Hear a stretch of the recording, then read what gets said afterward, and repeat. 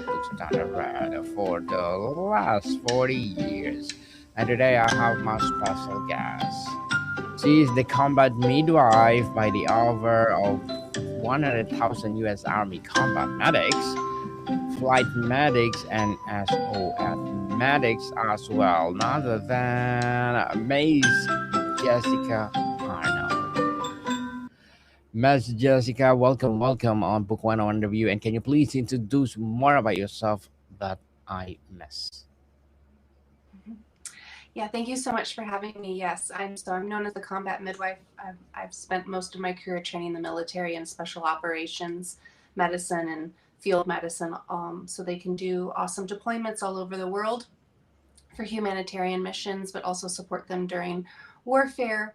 My background is both as a paramedic and a midwife, so I specialize in emergency medicine and women's care, and that's my background.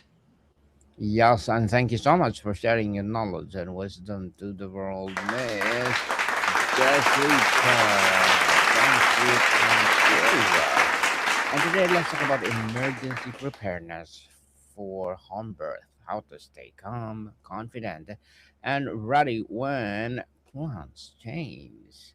So tell us, Miss, you've been affectionately called the Combat Midwife by the over 100,000 U.S. Army combat medics, flight medics, and SOF medics you train. How does midwife end up teaching special operation forces? What was the bridge catching babies and preparing warriors for anything that happens? So when there's a conflict in the country, there's going to be medical operations that go to support those missions, and local indigenous populations or local populations to the area are going to want to seek medical attention from military members, but also because war is horrific and destroys lives and destroys countries. There's going to be the most vulnerable population that are going to be at the most at risk, and that's women and children. And so I found the gap in that education in both the civilian world and the military medical education, and I filled the gap with my course. And so now I've opened it up to other people that are not in the military or not in EMS. And so I travel all over the country teaching my workshop on how to be prepared in case something were to happen in your backyard, such as a hurricane, a earthquake, natural fire, something along those lines where you couldn't get to help. So now you can take care of your family. Miss Jessica, your origin story includes witnessing your mother's VBAC and traumatic hemorrhage as a child. For a young girl to watch that and later dedicate her life to birth work, what was the seed planted in that moment? Was it fear, fascination, or calling you cannot shake? Yeah, so I definitely just didn't want those events to transpire for any woman giving birth ever again. And so I vowed in that moment to not let women and children be mistreated and abused, which is often what happens in the hospital system. And so I found midwifery as my path, and it forged the way for me to be able to take care of women and children in a multitude of areas. And I was headhunted by the military to help them train their medics, but I kept up my midwifery practice. And like I said, so now I teach others to take care of themselves because I can't be everywhere, right? Mm, yes, certainly, and thank you for doing that, Miss Jessica. You've worked as a firefighter, paramedic, midwife, and military instructor. Most people spend a lifetime mastering one of these. What connects them for you? Is there a through line, a particular way of seeing emergency, the body, or service that makes all of these roles expression of the same person? Yeah, so they all go together. I know most people wouldn't think that they do, but they all go together because they have medicine as the base, but they're all going to function differently depending on what the situation is. So EMS and fire medicine, that's civilian and non warfare type medicine. But we also have to be prepared. This is a very crazy world we're living in, and those that are higher up and making permanent decisions for our lives are affecting us, whether it's Gaza, Iran, Syria, or even natural disasters in our own backyard that could affect us. And so all of those modalities intertwine for sure. Well said, Miss Jessica. Your mission is to teach people how to survive women's and children's emergency in any environment. For a pregnant mother planning a home birth, hearing about emergency and survival could easily tip into anxiety. How do you teach preparedness without inducing fear? What is the distinction between healthy readiness and paralyzing worry? Yeah, so we're not guaranteed tomorrow. We're not guaranteed a smooth life, but we can put things in place, such as knowledge and preparedness, but also the people in our life to make sure that we are well taken care of. So picking the right partner, creating a community in your own neighborhood, whether that's your neighbors or family members or the family that you choose to be your family, right? Because it doesn't always have to be blood, but creating an environment where your children and yourself can be taken care of and are safe is a great way to master that. We don't want to focus on fear because nobody makes good decisions in the middle of fear. Certainly. Yes, so you've said that birth itself is not traumatic. It's what happened to you in the space that create trauma or healing. This refrains the entire conversation about birth emergency. Can you unpack that? How does the environment and energy in the room shape whether a medical event becomes a psychological wound? Right. So everyone has gone through something um, unplanned or not fun during their life, whether it's a loss of a job or a move or a breakup, but it's the people that are around you that can help you navigate those feelings and emotions in a positive way or a negative way. So if I lost my job tomorrow and my ability to take care of myself, if I had a really great support system around me, yes, I would still grieve and be upset about the loss of the income, the status, no longer being a part of that team. Those are things to absolutely grieve and mourn for sure. But when you have people around you that are prepared, emotionally stable, uplifting, a cheerleader squad, essentially, you can navigate those issues much easier. And that translates into birth as well. Women are perfectly and wonderfully made to get pregnant, carry their baby, birth their baby, and feed their baby. And so when we have people around us, they're either going to make that positive or negative experience. So if we have a mom that doesn't have a really great partner, doesn't have a really great support system, such maybe doesn't have mom or aunties around, or just people, friends that are maybe more takers rather than givers, that's going to cause the whole process to be way less fun, very traumatic, and can ultimately affect her health, not only in the moment, but in her geriatric years as well. So we want to pick people that are going to be around us that are going to be a benefit and not take from the environment and from the event, rather be givers and be protectors. And so that's one of the reasons that we cover in depth on how to actually create an environment that is supportive, special, safe, sacred, and honors the birth experience. And it's not just the mom that's going through the birth experience, it's the child as well. And so their first introduction into the world, we want it to be a positive one. We don't want it to be a negative one. And so creating an environment that is safe and secure and stable and wholesome is ultimately the best event. Even if something were to go unplanned, and become a problem, we can navigate that much easier if we have the right people in place. You describe your role in the birth space as the guardian of the birth space. What does it mean practically? How do you manage it not just a medical safety, but energetic safety? The people present, the Right. atmosphere, and the unspoken fears in the room.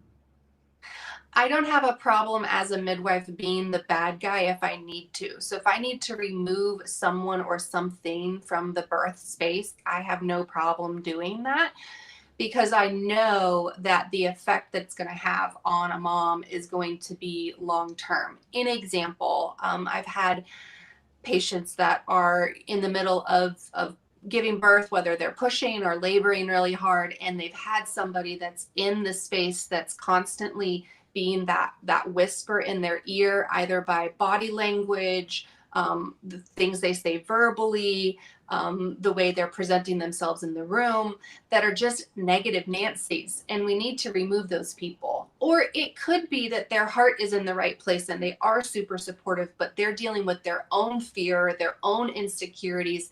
That person just needs to leave. The opposite can be said too. So if you really want somebody to be there and they're not, that can be very devastating as well. Be like going on a family vacation, but you go by yourself. That's sad, right? That's not expected. We didn't want that to have to transpire. That wasn't the plan. And so that can be devastating as well. And so being able to kind of wear multiple hats as a care provider and as a midwife or as a partner, as a labor support person is very important. Very well said. Very well said. Miss Jessica, you said that if we can just eliminate fear, it completely changes not only the birth experience, but also how her postpartum unfolds. How does fear psychologically impact labor? So, first, let's kind of identify what fear is, and then it'll make more sense to kind of understand how it physically is going to affect us. So fear is really the opposite of understanding or not knowing what's going to take place next, and the inability to kind of let go of control. So if I fear something, such as if I'm going to go for a bike ride today and the whole time I'm thinking, gosh, I hope I don't crash, gosh, I hope I don't crash, gosh, I hope I don't crash, that's probably in my mind, and that has a higher potential to take place, right? But Mhm. if I said to myself, hey, I'm going to go for a bike ride today, and I am a little bit concerned about my ability to safely execute this ride, why don't I change up my route so I put myself in a place where I feel more safe and stable? So maybe I take a paved path rather than the bumpy gravel one, right? Maybe I take a path through a neighborhood rather than the busy highway. And so sometimes it looks like identifying what the cause of fear is first so we can recognize it, and then we'll know why our shoulders are tense and our jaw is clenched and our head is spinning in a negative direction. So if we can control the parts of life that we do have control over, which is my reaction to what potentially could transpire, I'll be in more physical control of my human body and how I react to everything around me. And that's going to have a better outcome, health wise, spiritual wise, emotional, mental, and we're going to have a better outlook on what is going on ahead of us. So most of the time, women are fearful of things like pain or discomfort or a particular perceived emergency. So if we can sit there and talk about those things and provide an outline of pros and cons, if A happens, we do B and C. If B happens, we do C and D. Then that will put ourselves in a much better mindset. Just like when we get in the car every day, we've already run through all of that stuff when we went through driver's ed, right? When we got behind the wheel for the first time and it was super scary. And we've already gone through all of those things. And so now when we go get in the car to drive to work or go to the grocery store, we're not thinking about all that fearful stuff. Does it mean it's completely gone away and there is no risk? No, absolutely not. There are still risks involved with driving a car, but we've put them in particular buckets mentally that we know how to navigate them if A, they were to arise, and B, we have a plan to avoid them in the first place to negate that. And that's the same with birth. Miss Jessica, you've trained tens of thousands of combat medics who are preparing for the most chaotic environments imaginable. Yeah. What have you learned from them about staying calm under pressure? What do warriors understand about emergency that civilians often miss? I would have to say it's exactly what I just talked about, and that is setting up checks and balance systems and identifying what I do have control over, which and those that I don't have control over, and also understanding why I'm fearful of something. And that's a huge part of military training, and I would say also training in the fire department and training in EMS is identifying what the problems could be.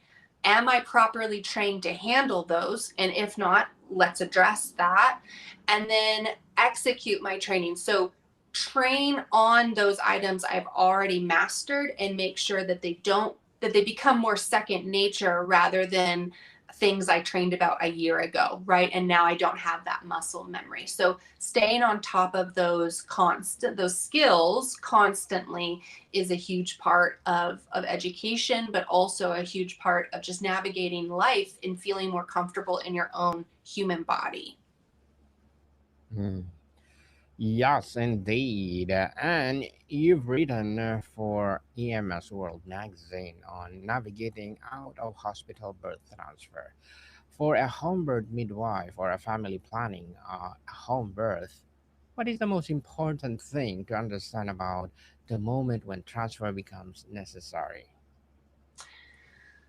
Oh, yeah. So transfers can happen.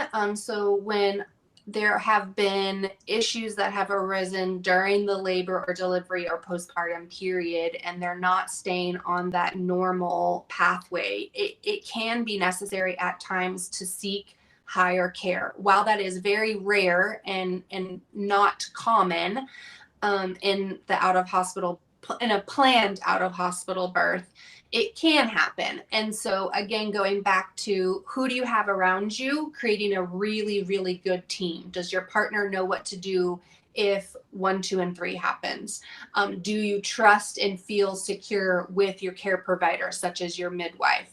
Have you created contingency plans should something go wrong?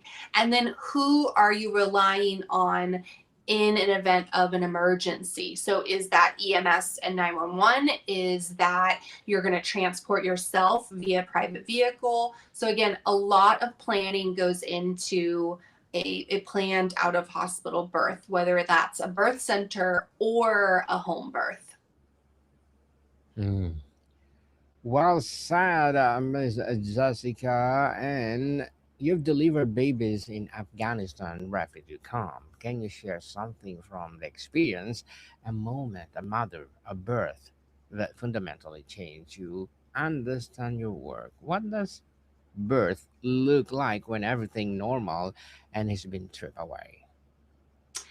So, a lesson I took away from the ladies in the refugee camp when Afghanistan fell is that they nurse their babies a little bit different than Western countries in the way I was trained, which was to sit up straight, have a bunch of puffy pillows around you, and bring your baby to you rather than you bring your body to your baby. And the Afghan ladies do like a crisscross with their legs and then lay their baby in the crook of that crisscross, and then they bring their body to the baby and nurse that way, and which I thought was very ingenious if you were having some flow issues, and you needed to get more milk into baby. I thought that was really cool. I also thought that it was neat to see baby in like that perfect crescent moon shape while utilizing your own physical body. I don't know how my back would feel about it over time, but that's what they've been doing for generations and it works for them. So I thought that was really interesting, and I thought that was a neat way to see breastfeeding from a different culture and a different environment. And it was also neat to see that they were relying on their cultural background and the way they were trained, even though they were in a really horrible situation. I don't wish anybody to be in a refugee camp ever. That's a horrible experience to leave your country, to not be with your family, to be in upheaval like that is catastrophic. But even in the midst of the worst going on, these women were relying on thousands of years of education that has been passed down from one mother to another, an auntie to a niece, etc. It was really great to see. Mm, it's priceless moment for sure. Yeah. So, before we wrap up our discussion for today, Miss Jessica, can you please recommend a book or books that influence your journey? Well, I read a lot, and books are a huge part of my life to escape the realities of being who I am, the combat midwife. Sometimes Mm. it's nice to be able to escape and go into a new land that only you and the book can visit, and that's really fun. And it helps me stay grounded, and it also helps me allow to tap into who I am in real life, and that's a blessing that I think we don't talk enough about regarding books. However, last year I happened to read Kristen Hanna's book called The Woman. And The Women is all about a group of women that were practicing as nurses during the Vietnam War. And it was their vision, their perspective, their thoughts, and their wishes and dreams about being in that environment. And it touched me very deeply. In fact, the moment I closed the book, I immediately started it again because it was so lovely. It was so touching. Well, that's so empowering book for sure, and thank you for that recommended book, Miss Jessica. And you've trained over 100,000 military medics, taught 10,000 of midwives and EMS professionals, deliver babies in refugees camps, and now teach families to be their own first responders. When you look back, a little girl who watched her mother hemorrhage, what would she think of the woman you become? I think the little version of me would be pretty impressed, and well, at least I would hope she would be pretty impressed. I actually think of the little version of me very often and hope that I have become the woman that she would have wanted to be around, that she would have wanted to protect her, and that she would have wanted to look up to. And so I truly hope that I'm fulfilling the dreams of the little version of me. Beautifully articulated, Miss Jessica. So, can you please invite our listeners to support your project? So, anything you want to promote on Book 101 Review? Yeah, please come hang out with me on my website. So it's combatmidwife.com. And I provided your listeners with a code. So if they use a book at checkout, they'll be able to get some discounts. And then also come hang out with me on my newsletter. So I send that out every Monday. It's the Midwife Monday Field Brief, and I give you a bunch of free education with that. So yeah, use the code, come hang out with us. I'll see you in social medias. Yes, people, let's support Miss Jessica Arno because if you support her, for sure, more and more empowering projects like this to rise. So, Miss Jessica, thank you so much for your time. Thank you. Body people, see you soon.